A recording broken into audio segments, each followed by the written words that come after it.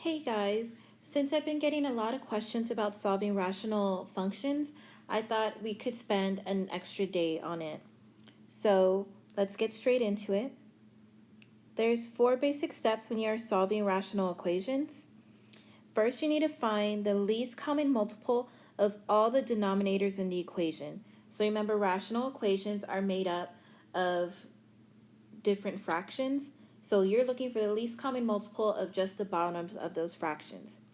Once you figure out what that is, so our least common denominator, you're going to multiply the entire equation by that LCD.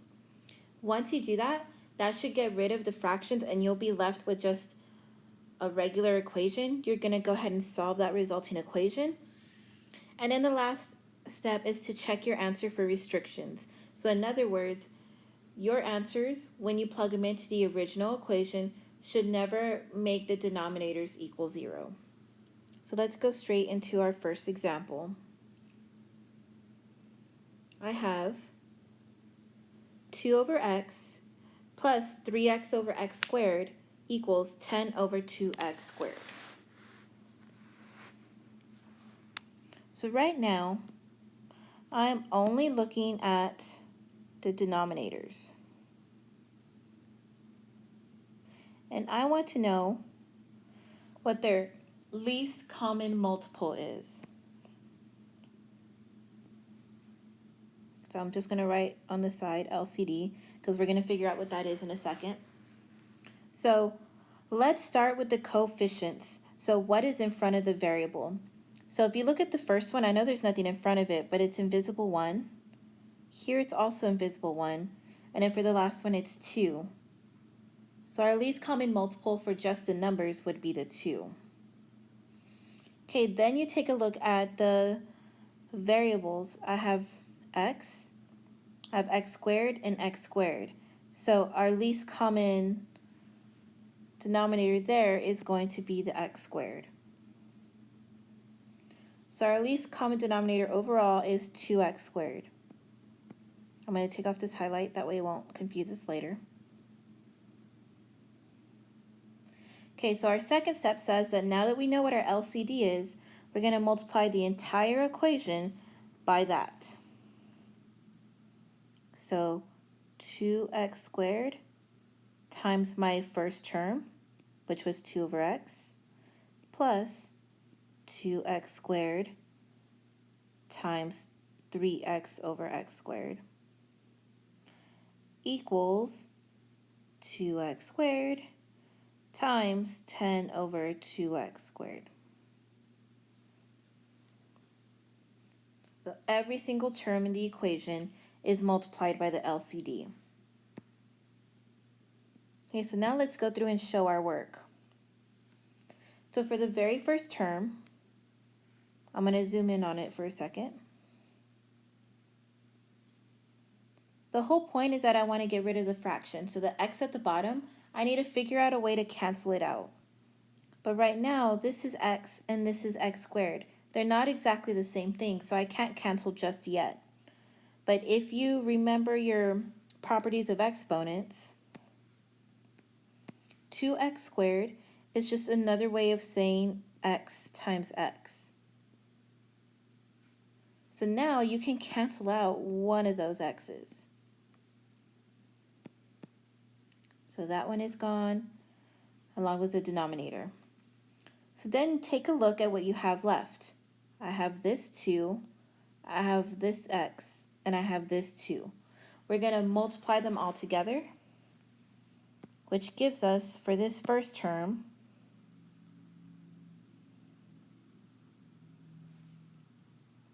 4x. And then I'm going to bring down this plus sign to plus.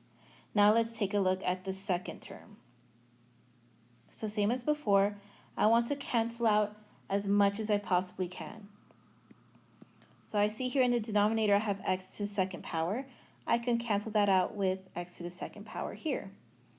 And now we take a look at what we have left. I have 2 and I have 3x.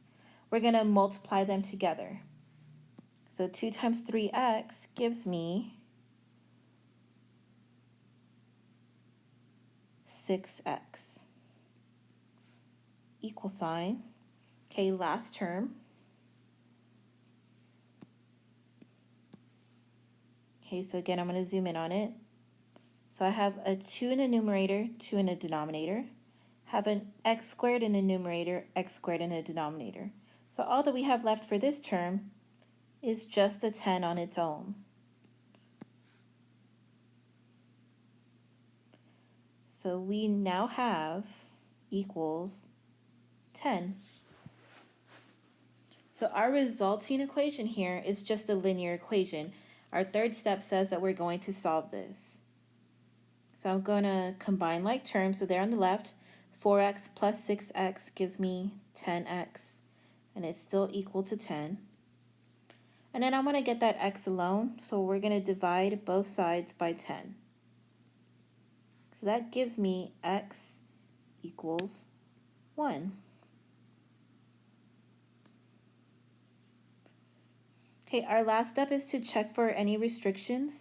So that means that when you go to your original equation, so the problem before we solved it, the denominator cannot equal 0. So if I'm looking at my original equation, the only restriction I see is the number 0, because if x was 0, this would be undefined. Here, 0 squared is still 0, that would be undefined. And then 2 times x squared would still be 0, that's undefined. So our only restriction is that x cannot equal 0. So I'm going to go ahead and write that down below with my answer. So x equals 1, and x does not equal 0.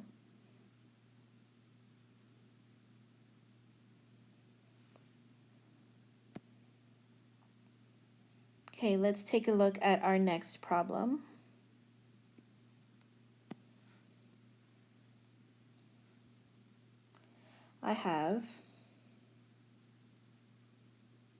Let me try to fit it on the screen. Here we go. 4 over 3n squared minus 5 over 6n squared equals n minus 4 over 6n to the third power. So our first step says we need to find our least common denominator. So first we're going to look at the coefficients of each denominator. I have 3, 6, and 6. So between 3 and 6, our least common multiple is 6. Then look at the variables. I have n squared again, and then n to the third power. So don't let the word least throw you off. You want the biggest one. So here it would be n to the third power.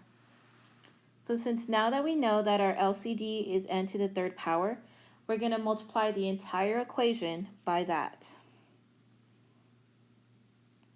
Okay, so 6n to the third power times 4 over 3n squared minus 6n to the third power, sorry, not 1, 5 over 6n squared equals 6n to the third power times n minus 4 over 6n to the third power. So LCD is multiplied to each term in the equation.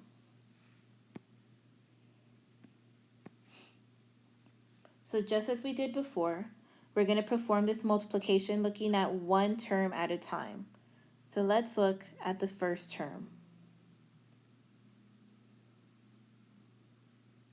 So our goal is to have nothing in the denominator, so we need to try to cancel out everything that we have. So first, that 3 in the denominator. Well, I don't have a 3 in the numerator, but you have to remember here that 6 could be written as 2 times 3. I'm going to get rid of that 6 and I'm going to write it as 2 times 3. So that allows me to cancel out the 3. Next I have my n's. So same thing, those n's, I know I could write it as n times n times n because that's just the product of exponents. Down here, since I have n squared, that's like saying n times n. So now I can do my canceling out. Cancel one n, cancel this n, cancel another n, and then that's it. So now let's take a look to see what we have left. I have this 2, I have this n, and I have this 4. We're going to multiply all three, so 2 times n times 4, and that gives me 8n. Then I'm going to bring down that minus sign, and let's look at the next one.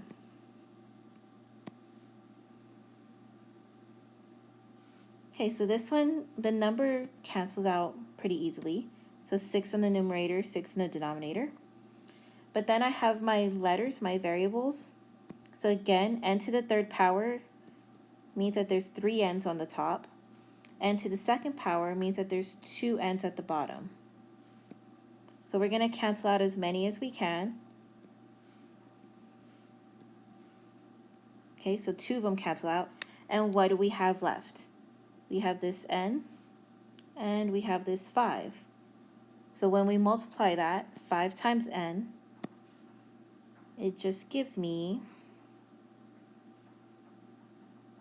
5n.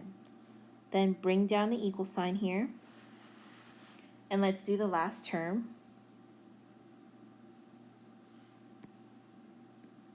So 6 in the numerator cancels with the 6 in the denominator, and n to the third power cancels out the n to the third power in the denominator.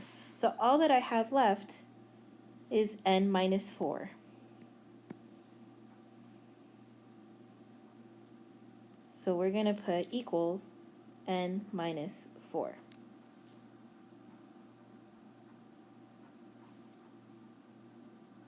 Okay, so now let's solve this resulting equation. 8 minus 5 would give me 3n on this side equals n minus 4. I have n's on both sides, and I want it to only be on one side, so I'm going to subtract this n. That way I know it's going to cancel out, and then do the same thing to the other side. So now I'm left with 2n equals negative 4. Last step is to divide by 2. So now I have n equals negative 2. And then we're just going to double check that this was not a restriction. So going back to my original equation, the only restriction that I have is 0. If I were to plug in 0 where the n is at, it would give me 0 for denominators and make those functions undefined. So I know that 0 cannot be a solution here. So I'm just going to include that with my answer. N equals negative 2, n does not equal 0.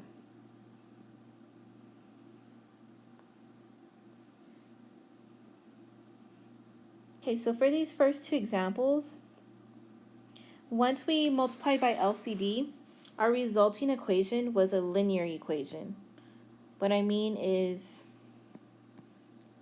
right here at this point,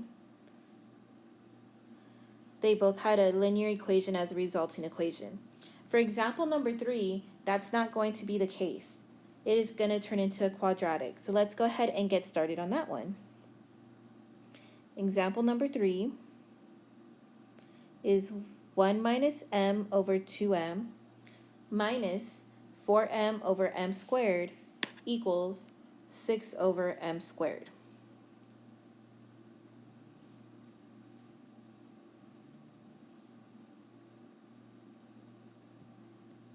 Okay, so first step is to figure out what our least common denominator is going to be. So start by looking at the coefficients in the denominator. I have 2. And then over here I don't have coefficients, but we know that there's invisible 1's in front of it. So between 2 and 1, my least common multiple would be 2. Okay, now let's look at the variable. I have m squared, and m squared. So our least common multiple with the variables is going to be m squared. Now that I know what LCD is, I'm going to multiply the entire equation by 2m squared.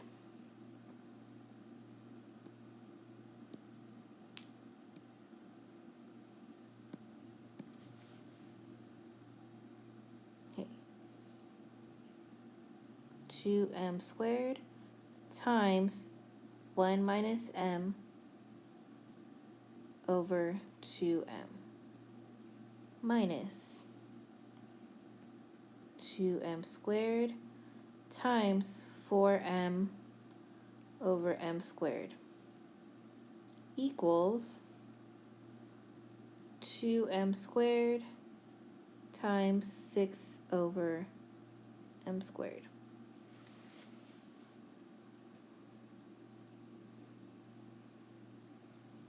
So 2m squared is getting multiplied to each term in this rational equation.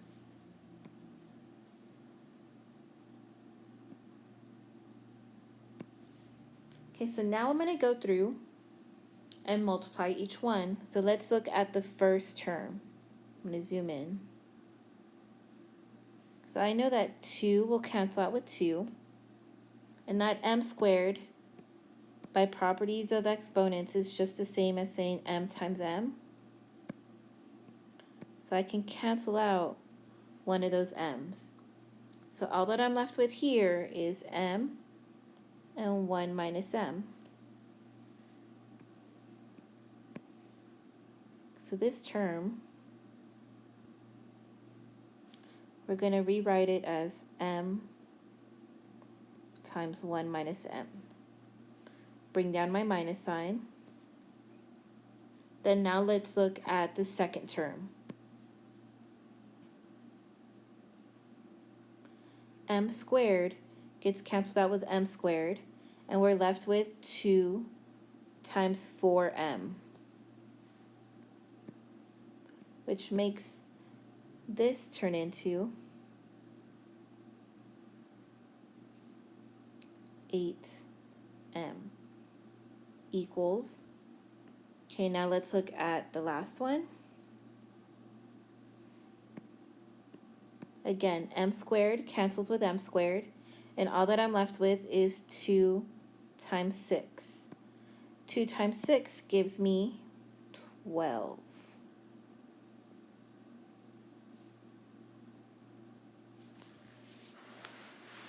Okay, so now that we've gotten rid of all those rational expressions, let's solve this resulting equation. So first thing I'm going to do is distribute the m to each thing here.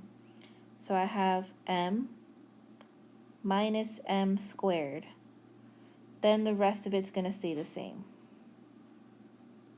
So see how this one is different? Because of this m squared, this is not a linear anymore, it's a quadratic. So when you're solving quadratics, what you want to do is write it in standard form. So that means ax squared plus bx plus c equals 0. So that's what I'm going to do here.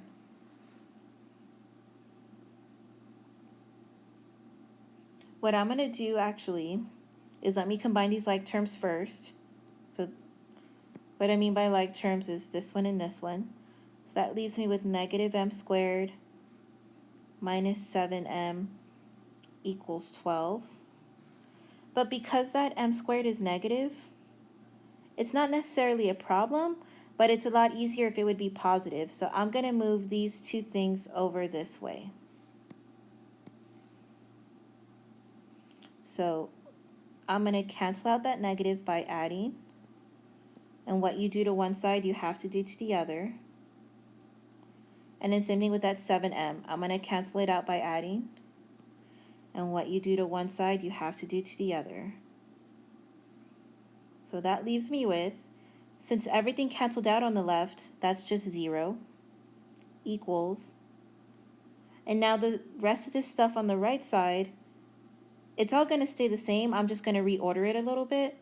We're used to seeing the squared first, so I'm going to write that first. Then the plus 7m. And that 12, it doesn't have a sign in front of it, but that means that it's positive. So when I write it down, it's going to be plus 12.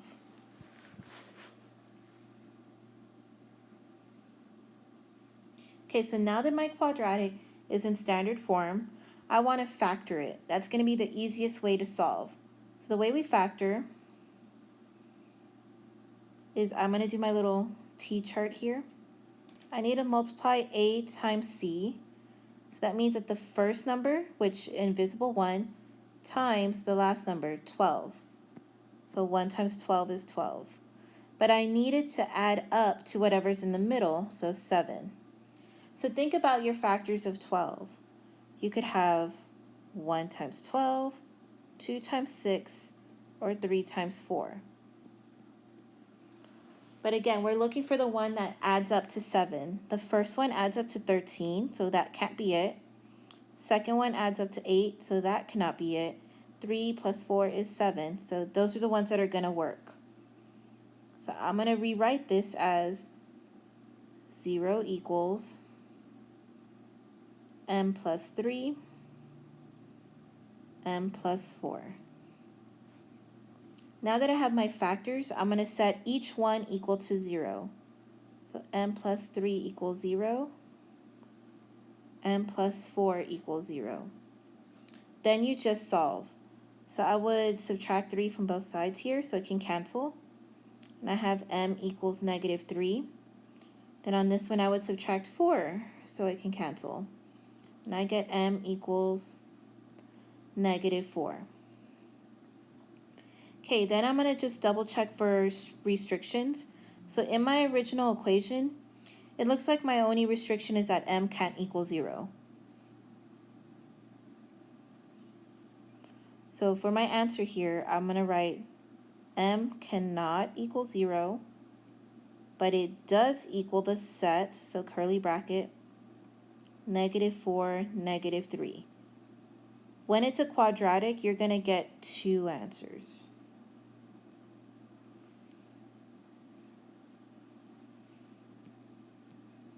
Okay, so that was our review of solving rational equations. I'm going to post this on our notes. So at the top of Schoology where it says notes, this will be there. And also you have 3 problems to do for your assignment today. Okay guys, I will see you tomorrow.